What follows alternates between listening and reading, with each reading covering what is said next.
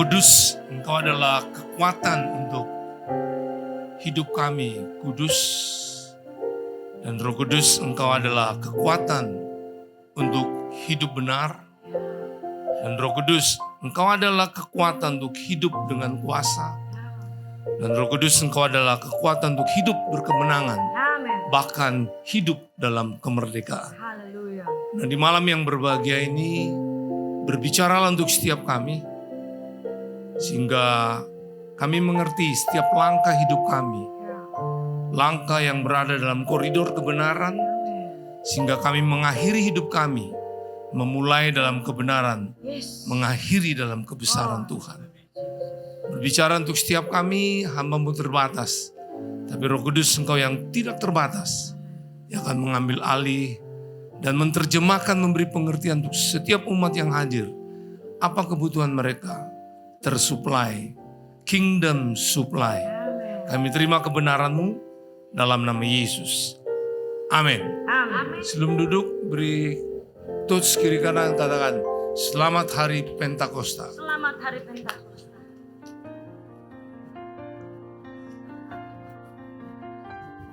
Thank you pemusik, pemuji. Terima kasih. Cyber juga ya, soundman semua.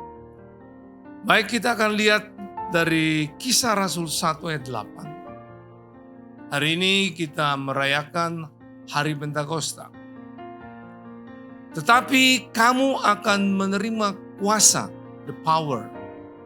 Kalau Roh Kudus turun ke atas kamu, dan kamu akan menjadi saksiku. Perhatikan di sini, bukan hanya bersaksi, tapi menjadi saksiku. Apa yang saudara dengar, firman, saudara hidupi, itulah yang saudara saksikan. Ya, jadi bukan hanya pendengar, bukan pengikut Yesus, bukan juga penggemar Yesus. Tapi berbicara di sini adalah murid Yesus Kristus Tuhan. Katakan murid. Makanya dia bilang menjadi saksiku di Yerusalem dan di seluruh Yudea dan Samaria dan sampai ke ujung bumi. Nah, di sini katakan bahwa menjadi saksi di Yerusalem, di Yudea, Samaria, berarti gini. Orang itu terima Roh Kudus, dipenuhi dengan Roh Kudus, bukan hanya dengan tanda-tanda berbahasa roh atau karunia-karunia roh, tapi lebih di sini bahwa di mana kita berada, Yerusalem, seluruh Yudea maupun Samaria, kita menjadi influence, katakan influence, pengaruh. Nah, makanya tema kita authorized to influence. Nah, saya bawakan bahwa authorized to influence adalah otoritas untuk membawa pengaruh. Jadi untuk kita dipenuhi Roh Kudus, dipimpin Roh, di dunia mana Tuhan tempatkan kita, kita menjadi pengaruh. Karena di bumi ini ada 3 sistem yang saya sudah sering katakan. Sistem daging, sistem dunia, sistem kerajaan iblis masih mempengaruhi bumi ini. Dalam gereja juga masih ada, makanya terjadi kawin cerai. Terjadi kehamilan sebelum nikah. Seks bebas. Itu karena sistem dunia daging, iblis masih bekerja. Makanya kita sebagai warga kerajaan Allah menjadi influence, pengaruh di dunia di mana kita ditempatkan. Entah itu kita berada di pilar yang namanya kesenian, entertain, dunia hiburan, ataupun di dunia bisnis, karier, atau di dunia penanggulangan orang miskin, pendidikan, keluarga, dan juga gereja dan juga di pemerintahan. Disitulah kita membawa pengaruh dengan nilai-nilai kebenaran. Kalau itu terjadi, maka tidak lama lagi bumi pasti penuh dengan kemuliaan Allah. Amin. Nah, itu tugas saudara semua. Perhatikan baik-baik. Ikan itu habitatnya harus di dalam air. Saudara taruh di luar tanpa air, kolam itu mati. Nah, sebagai warga kerajaan Allah, habitat saudara bukan dalam gereja. Halo? Gereja ini adalah rumah sakit. Gereja ini adalah rumah pemulihan. Gereja ini adalah rumah pelatihan. Nah, kalau cuma berada dalam gedung gereja, mati kita. Makanya habitat kita itu adalah pergi di dunia di mana kita ditempatkan, jangkau jiwa-jiwa, dimuridkan. Karena itulah tujuan Tuhan. Pergi, jadikan semua bangsa apa? Orang Kristen? Bukan. Murid. Nah ini juga sama, dipenuhi Roh Kudus, goalnya itu. Makanya setiap kita sebagai warga kerajaan Allah, kalau punya habitat seperti ini, di dunia di mana-mana kita berada, kita menjadi saksi apa yang kita dengar dan kita hidupi. Saya percaya, gaya hidup seperti inilah Tuhan akan menarik banyak jiwa datang di mana tempat kita beribadah untuk nama Tuhan dipermuliakan. Nah kalau kita tidak punya gaya hidup seperti ini, makanya bilangan dalam ibadah-ibadah raya itu cuma hanya bilangan penggemar Yesus dan pengikut. Jadi kita cuma sebagai penggemar berhura-hura. Tapi murid, setiap dia dapat pelatihan di sini, dia keluar, dia menjangkau. Sehingga regenerasi terjadi, nama Tuhan dipermuliakan. Nah, untuk itu apa yang kita perlu lakukan? Supaya kita yang dipercayakan bahwa untuk kemana saja kita berada, kita bisa membawa pengaruh. Nah, kita akan belajar dari Lukas 9 ayat 1 sampai dengan 6. Yesus mengutus ke-12 murid. Bukan penggemar, bukan pengikut. Apa salah bilangan penggemar? Tidak salah. Tapi penggemar, pengikut harus sampai kepada apa? Murid. Karena kalau jadi penggemar, pengikut, selalu yang datang ke gereja minta didoakan, minta diberkati, minta disembuhkan, minta dinubuatkan. Muridlah, kemana dia pergi? Dia hidup dalam kuasa, dia hidup dalam mujizat, dia hidup dalam nubuatan, dia bersaksi apa yang dia alami, dan di mana-mana ada kegerakan pesta kerajaan Allah. Nama Tuhan dipermuliakan. Amin. Beritahu kiri kanan, are you ready? Ready or not, Jesus is coming. Baik, untuk itu kita lihat ayat yang pertama. Lukas 9 ayat 1 sampai 6. Kira-kira apa yang harus kita buat? Kita latih. Karena saudara perlu tahu, Bapa itu yang memberi perintah. Yesus melakukan perintah yang Bapa lakukan. Yang katakan. Yang terwujudnya sesuatu itu Yesus. Jadi waktu kita terima Yesus adalah Tuhan Juru Selamat. Ada dalam kita. Bapa juga ada. Roh Kudus juga ada. Haleluya. Amin. Jadi Yesus itu sumber otoritas. Otoritas itu adalah hak izin untuk menggunakan. Menggunakan apa? Kuasa, mujizat, keajaiban, berkat. Waktu kita terima dia pribadi, dia adalah sumber berkat. Dia adalah sumber mujizat. Dia adalah sumber keajaiban. Sudah ada dalam saudara. Tidak perlu cari di mana-mana. Haleluya. Bagaimana untuk kita bisa menikmati? Menghidupi kebenaran firman. Haleluya.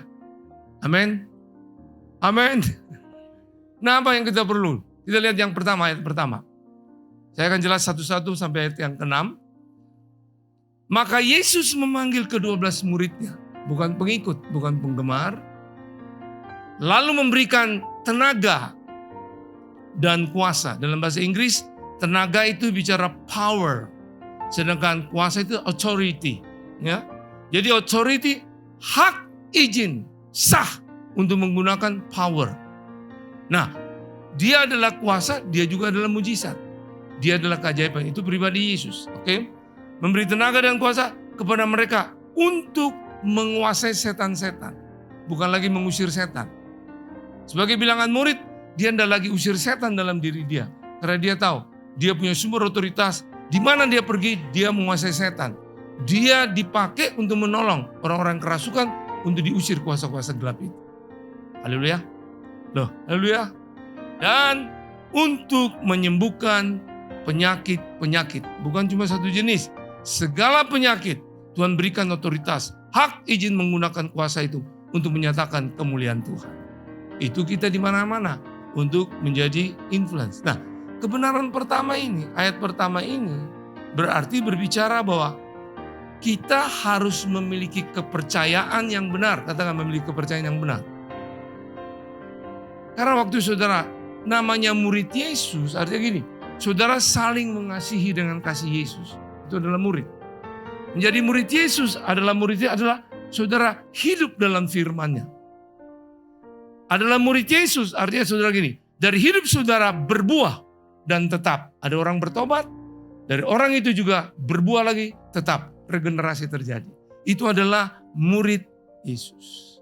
Nah, kalau kebenaran pertama tadi, kita harus memiliki kepercayaan yang benar.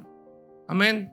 Jadi setiap kita kalau sudah dipenuhi Roh Kudus, harus memiliki kepercayaan benar. Coba, saudara sudah terima Yesus. Siapa yang percaya dia sudah terima Yesus? Angkat tangan saudara. Kalau belum malam ini terimalah dia. Berarti dia ada dalam saudara, saudara dalam dia. Setuju? Yesus adalah jawaban, betul? Ada di mana? Dalam saudara. Yesus adalah kuasa, ada di mana? Dalam saudara. Yesus adalah sumber berkat, ada di mana? Aduh, kok diam? Tidak ada, dia tidak di mana-mana, ada dalam saudara. Jadi saudara perlu kepercayaan yang benar seperti itu. Kalau orang punya kepercayaan yang salah, sekalipun pelajaran yang benar, hidupnya pasti salah. Hanya punya kepercayaan benar, pelajaran benar baru hidup benar. Haleluya. Yesus ada di mana-mana. Berarti di toilet juga ada. Di ranjang orang lain ada. Jadi jangan tidur di ranjang istri orang lain. Dia ada di situ. Haleluya. Karena kepercayaan salah, makanya hidupnya salah. Kepercayaan benar, hidupnya jadi dia ada dalam saudara. Makanya orang yang punya kepercayaan benar, dia percaya dan menghidupi apa yang dipercaya. Haleluya. Yesus saudara tidak bisa lihat. Yesus saudara tidak bisa sentuh. Tapi dia ada di mana-mana. Sama seperti wifi, ada juga signalnya di sini. Saudara tidak bisa lihat dia. Saudara tidak bisa pegang dia. Tapi saudara bisa menikmati. Yesus juga saudara bisa menikmati. Sekali saudara lihat. Untuk bisa menikmati wifi, saudara perlu tanya username-nya dan password-nya. Setuju? Saudara percaya ada wifi di sini? Username saudara bisa tahu RCK. Password-nya 1234. Percaya dan tahu aja tidak bisa menikmati. Saudara perlu connect. Ada yang harus saudara aktifkan, hidupi. Nah, Yesus juga ada di mana-mana. Dia ada dalam saudara. Saudara tahu username-nya? Dia adalah Tuhan Juru Selamat, Raja di atas segala raja. Password-nya saudara mau tahu? Firman Tuhan. Percaya dan tahu aja tidak cukup. Perlu klik pikiran hati saudara. Tunduk pada firman, hidupi. Roh Kudus mewujudkan mujizat terjadi dalam hidup saudara sehari-hari. Nama Tuhan dipermuliakan. Nah, itu kepercayaan yang benar. Baru bisa hidup yang benar. Kalau saudara sudah tahu dia di mana-mana, saudara masih bisa buat dosa, tapi saudara tidak mau lagi berbuat dosa. Karena saudara punya kepercayaan benar. Sekalipun saudara nyanyi di atas panggung ini, Yesus itu ajaib. Tapi begitu patah hati, bunuh diri, karena punya kepercayaan salah. Halo, hari ini supaya kita jelas. Tidak menjamin saudara jadi pendeta, saudara jadi pelayan Tuhan, punya kepercayaan benar, belum tentu. Makanya kita perlu belajar untuk selalu mempunyai kepercayaan benar. Apa kata firman? Kita harus yakin. Jadi semua jawaban hidup saudara ada dalam ini. Nah, makanya kita lihat satu ayat. Roma 5 ayat 19. Tolong multimedia bantu saya. Ya, Roma 5 ayat 19. Berkata begini. Sama seperti oleh ketaatan satu orang. Ketidaktaatan satu orang. Ini Adam pertama. Semua orang telah menjadi orang berdosa. Kita keturunan Adam pertama. Semua berdosa. Demikian pula oleh ketaatan satu orang. Semua orang menjadi apa? Yesus adalah Adam terakhir. Dia mati di kayu salib. Dosa saudara dia tanggung di situ. Hukuman yang harus saudara jalankan dia tanggung di situ. Peperangan melawan kelemahanmu, penyakitmu, iblis, dia sudah menangkan di situ. Haleluya. Waktu saudara dari hati percaya lidah mengaku terima dia sebagai Tuhan Juru Selamat, Raja di atas segala raja. Dengar baik-baik. Dosamu dihapuskan. Saudara diberikan kasih karunia. Waktu terima dia, sumber otoritas itu ada dalam saudara. Hak izin sah menggunakan kuasa. Haleluya. Jadi yang melakukan firman, saudara tidak mungkin bisa melakukan firman dengan kekuatan saudara. Hari ini saudara bilang saya mau hidup kudus. Berdoa untuk hidup kudus, tetap nanti tidak kudus. Tapi saudara tahu yang hidup bisa kudus hanya Yesus. Tadi dia yang melakukan firman.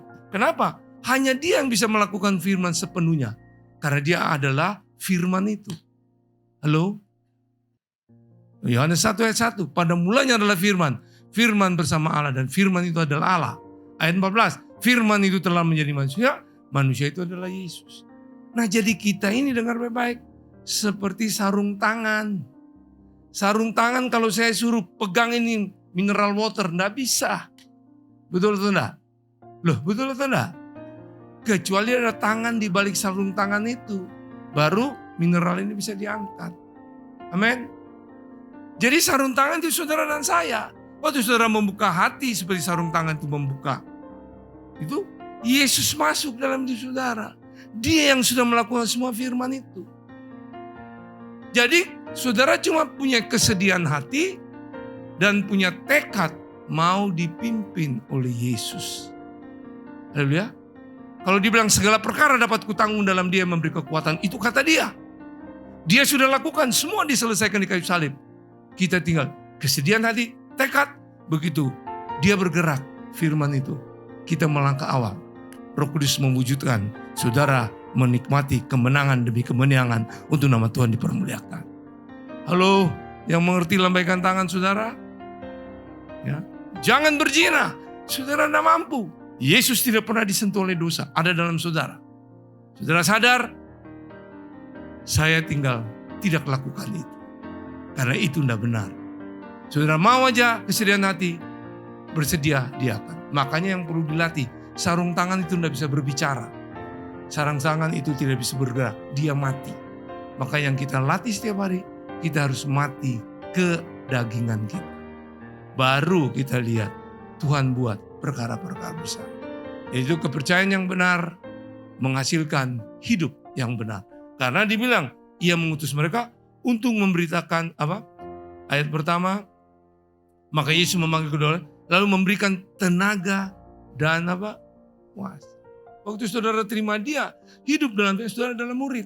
Kalau saudara luar firman, saudara bukan murid, pengikut dan penggemar. Saling apa saja saudara mengasihi tanpa ada kepahitan, saudara adalah murid. Saudara selalu hidup dalam firman, saudara adalah murid. Jadi murid itu perlu belajar setiap hari. Selagi hidup, tetap belajar. Amin. Nah itu kebenaran pertama, bahwa kita memiliki kepercayaan yang benar. Baru bisa hidup benar, orang percaya dan menghidupi apa yang dipercaya. Nah kebenaran yang kedua, ayat yang kedua. Dan ia mengutus mereka untuk memberitakan kerajaan Allah dan untuk menyembuhkan orang. Kebenaran kedua di sini. Membicarakan dan menghidupi nilai kerajaan Allah. Membicarakan dan menghidupi apa? Nilai kerajaan Allah. Saya baru saja dari sebuah kota, kantong Kristen. Saya sudah sebut di mana. Saya makan di sebuah restoran. Ada waitersnya. Pakai kalung salib. Saya tanya dia, Dek, kenapa pakai kalung salib? Dia gemetar takut. Kan aneh. Terus tiba-tiba saya bilang, kamu kan Kristen toh? Ya, saya Kristen. Tapi dia tiba-tiba pergi. Nah di situ saya punya pengertian begini. Banyak orang pakai kalung salib. Tapi mereka tidak menghidupi arti daripada salib. Coba kalau dia betul-betul adalah murid. Waktu orang tanya kenapa pakai kalung salib, dia akan bisa ceritakan. Aku ini hidup hari ini. Karena pengorbanan dia mati di kayu salib. Untuk menebus dosa-dosa saya. Dan dia bangkit, saya menikmati hidup. Hari ini hidup merdeka, nama Tuhan dipermuliakan.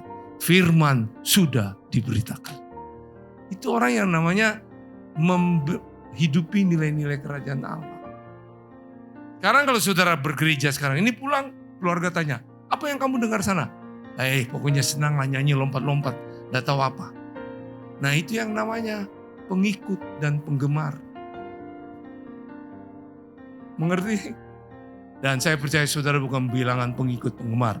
Saudara adalah murid-murid Yesus. Itu nama Tuhan dipermuliakan. Ya, jadi membicarakan dan menghidupi nilai kerajaan Allah. Itu yang harus kita lakukan. Dan kalau orang yang mengerti ini murid, dia lihat semua masalah.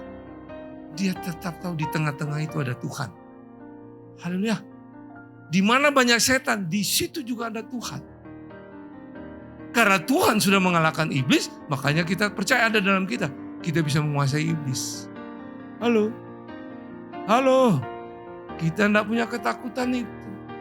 Itu yang namanya menghidupi nilai-nilai kerajaan.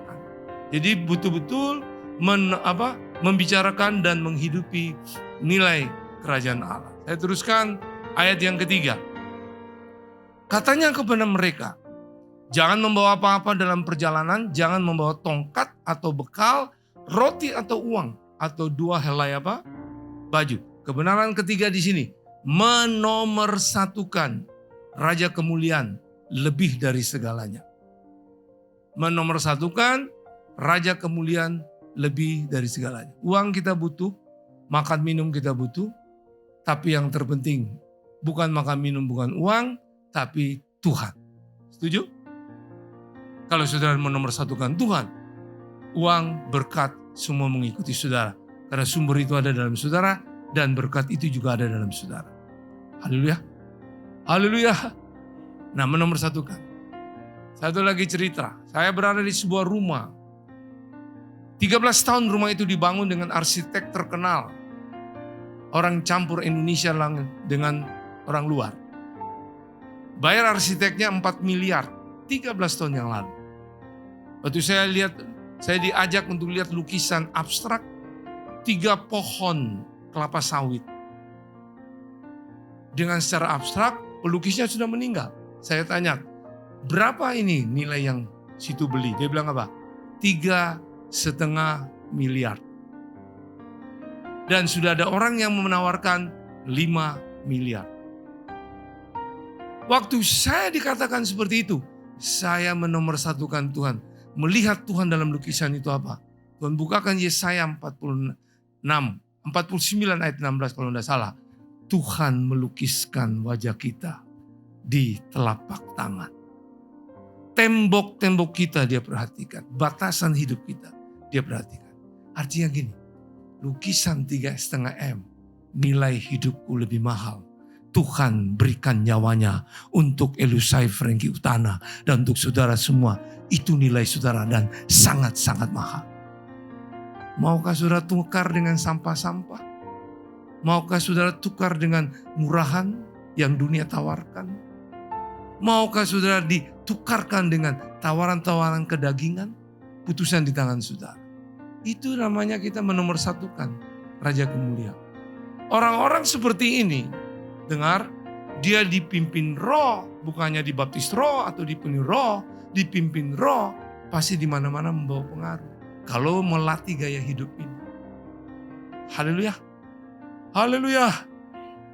Sehingga orang lihat pola makan saudara, saudara bisa cerita, kenapa saudara makan seperti ini? Haleluya.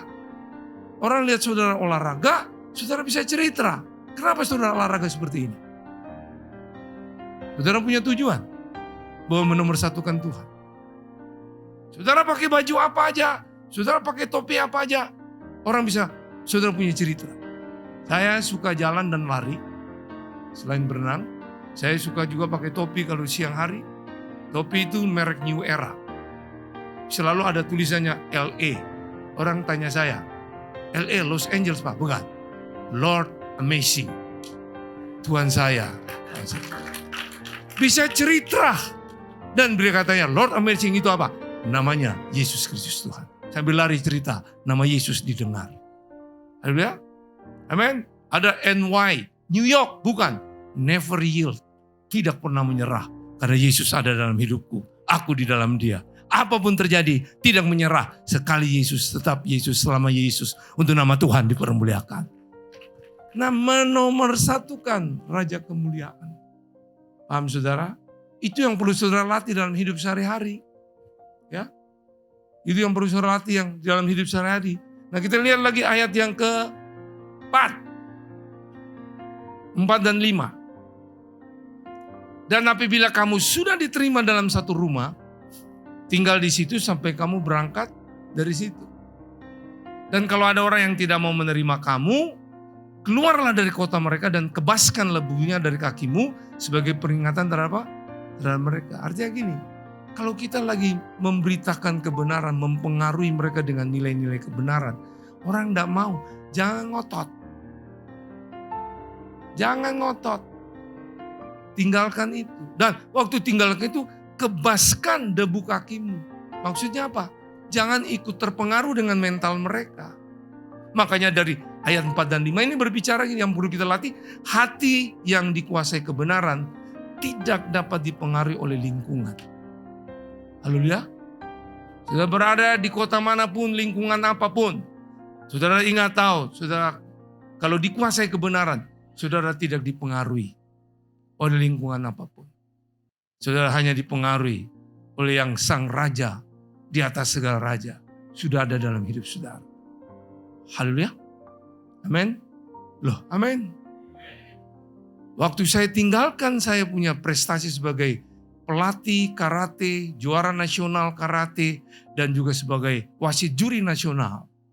15 tahun saya berkecimpung di dunia karate itu. Dulunya orang menghargai saya. Di kampung, dulu kampung sekarang bukan kampung. Semua orang menghargai, menghormati. Tapi waktu saya terima Yesus, satu pun tidak mau. Malah mereka tidak suka dengan kami. Mengintimidasi kami. Kami lagi doa dilempar dengan kotoran anjing. Dilempar dengan batu. Dengan sampah. Tidak lama. Saya selalu ingatkan ini. Yesus itu tidak pernah terlambat. Cuma 15 tahun. Hari ini seluruh tempat itu mendengar nama Yesus yang hebat adalah yang ajaib. Jadi artinya gini. Kalau dulu saya sebagai atlet dari Bedugul jalan ke Denpasar itu tanpa alas kaki tengah hari loh. Kaki melepuh pun kita jalan. Oke. Berani. Dulu dari Tapak Tilas Ngurah Rai kami jalanin sampai ada 2 yang meninggal. Tidur di bawah pohon, kadang-kadang bangun tahu itu kandang babi. Mau buat seperti itu. Halo? Tapi hari ini saya lihat, saya ingat. Kalau dulu seperti itu saya bisa berani. Mengapa sekarang? Saya punya Yesus yang punya segala kuasa. Dia adalah jalan, kebenaran dan hidup. Dia adalah roti hidup. Dia adalah gembala yang baik. Dia adalah pintu. Dia adalah awal dan akhir. Dia adalah segalanya. Tidak ada yang mustahil. Bersama dia, kita lebih daripada pemenang. Haleluya. Amin. Nah ini, jadi kita punya hati yang dikuasai kebenaran tidak dapat dipengaruhi oleh lingkungan. Apapun lingkungan saudara. Saudara tidak bisa bilang, itu berbahaya. Nah, karena bagi saya gini, bicara lingkungan itu bicara situasi, juga bicara kejadian. Setuju? Setuju? Semua kejadian yang Tuhan izinkan terjadi, dengar baik-baik. Itu semua adalah netral. Tapi pola pikir kita lah yang menilai. Kejadian itu masalah atau keuntungan. Itu pola pikir kita, diri kita. Setuju? Kalau saudara datang tanpa jas hujan ke Kuter Rock Center, naik sepeda motor, tiba-tiba hujan lebat turun, masalah atau keuntungan? Jawab dong. Masalah. Masalah kan? Karena kehujungan, kebanjiran. Tapi tukang jual jas hujan yang mendekati saudara, itu bukan masalah, itu keuntungan. Jadi di sini hujan bukan masalah, manusianya dan pola pikirnya masalah. Haleluya. Jadi kejadian itu alam. Jadi kalau saudara lihat kejadian apa yang terjadi di lingkungan itu apa terjadi? Sumber kuasa, otoritas ada, hak untuk menggunakan kuasa mujizat ada dalam saudara. Dengar baik-baik. Semua kejadian itu natural. Di balik itu bagi saudara yang orang-orang murid Yesus, semua ada berkat di balik itu. Bukan kutuk tapi berkat. Karena Yesus sudah kalahkan kutuk di kayu salib. Yang ada cuma berkat untuk nama Tuhan dipermuliakan. Loh, amin. Amin. Nah itulah yang membuat sampai hari ini saya hidup bermerdeka. Saya dibeli umur 3 bulan dengan harga Rp5.000. Sampai hari ini tidak pernah tahu siapa papa mama saya. Lihat fotonya pun tidak. Sekarang umur saya 70 tahun menuju 71. dan belum tahu siapa orang tua saya. Kejadian itu baru saya makin mengerti sekarang. Bukan masalah, justru keuntungan berkat yang saya terima. Saya bisa kemana-mana memberitakan Injil Kerajaan Allah dengan nilai Kerajaan Allah. Nama Tuhan dipermuliakan. Dan yang terakhir, ayat yang ke-6. Lalu pergilah mereka dan mereka mengelilingi segala desa sambil memberitakan Injil dan menyembuhkan orang sakit di segala tempat. Kata desa, jadi bukan hanya kota, bukan luar negeri, tapi di mana-mana. Dengan kata lain, jangan membeda-bedakan. Ada lihat? Makanya saya bilang Pak Anton, setelah Pak Anton yang sekarang ambil alih gembala, itu saya serahkan bulan apa tuh? Juli tahun lalu ya. Saya bilang Pak Anton, saya hanya mau khotbah di Kute ini yang jam-jam tidak ada rekaman. Yang perlu dikenal gembalanya. Oke? Amin. Haleluya. Makanya saya juga pergi ke satelit-satelit. Bukan hanya luar negeri, bukan hanya kota-kota besar, tapi juga kota-kota kecil. Untuk latih hidup saya, untuk jangan membeda-bedakan. Perlu balance bahwa hidup itu, kekayaan sejati yang terbesar, Yesus yang ada dalam hidup kita. Yang setuju, tepuk tangan bagi dia. Jadi oke. Kembali saya katakan, jadi bagaimana untuk kita sebagai murid Yesus diberikan otoritas untuk memberi pengaruh atau berwenang untuk memberi pengaruh di mana saja kita berada. Yang perlu kita latih, kebenaran pertama tadi, memiliki kepercayaan benar. Pasti percaya dan menghidupi apa yang dipercaya. Yang kedua, membicarakan dan menghidupi nilai kerajaan Allah. Yang ketiga, menomorsatukan raja kemuliaan lebih dari segalanya. Yang keempat, hati yang dikuasai kebenaran tidak dipengaruhi oleh lingkungan atau situasi buruk apapun. Yang kelima, jangan membeda-bedakan. Tuhan Yesus memberkati saudara. Jesus love you all abundantly. Tuhan memberkati.